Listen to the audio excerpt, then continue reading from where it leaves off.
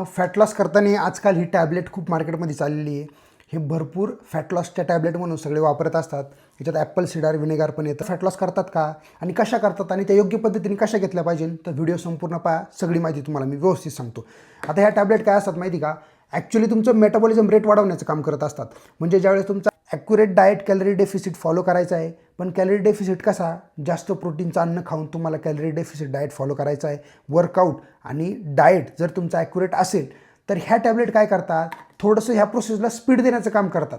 म्हणजे fat लॉसची process थोडीशी तुमची स्पीडने होत असते. पण ह्या गोष्टी सगळ्या एकदम ॲक्युरेट असेल तरच ह्या टॅबलेट काम करतात.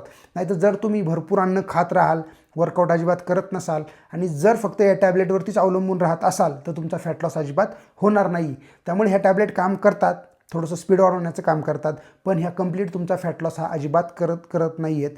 शेवटी तुम्हाला योग्य अन्न, योग्य आहार आणि वर्कआउट हेच तुमचा फॅट लॉस करून देणार आहेत. कोणताही शॉर्टकट वापरू नका.